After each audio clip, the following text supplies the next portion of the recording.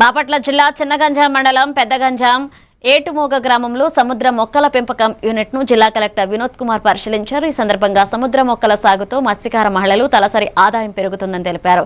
ఇక తక్కువ పెట్టుబడితో అధిక లాభాలందించే ఈ సాగు విధానంపై వివరాలు తెలుసుకుని మహిళలను ప్రోత్సహించారు. 45 రోజుల్లో పెరిగే ఈ మొక్కలు ఔషధాలు, ఆహార పదార్థాలతో వినియోగించబడుతున్నాయని చెప్పారు. చేపల వేట నిషేధ సమయంలో ఈ సాగు మహిళలకు ఉపాధి కల్పిస్తుందని పేర్కొన్నారు. ఈ కార్యక్రమంలో RTA PD Singayya, Chirala RDO Chandrasekhar తదితర అధికారులు పాల్గొన్నారు.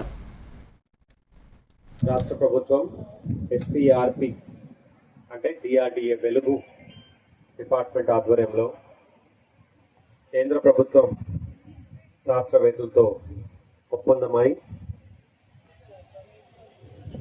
గౌరవ ముఖ్యమంత్రి గారికి చాలా ఆయన ఆలోచనలో భవిష్యత్తులో మనకు చాలా డిఆర్డీఏ పీడీ గారు ఉన్నారు, ఎంపీడీఓ గారు ఉన్నారు, శాస్త్రవేత్తలు ఉన్నారు.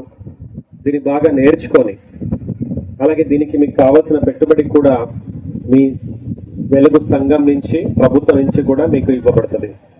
ఈరోజు ఇది చూసి ఇంకా ఫీడ్బ్యాక్ కూడా నేను కమిషనర్ గారితో మాట్లాడతాను. మీ అందరు కూడా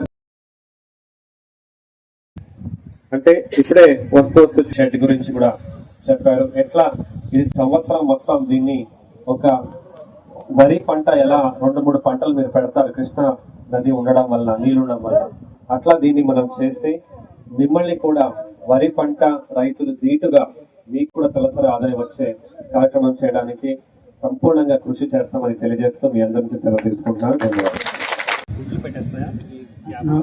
ఇప్పుడు పీతలు అవి వచ్చే అవకాశం ఉంటుంది. ఇది బయోడైవర్సిటీ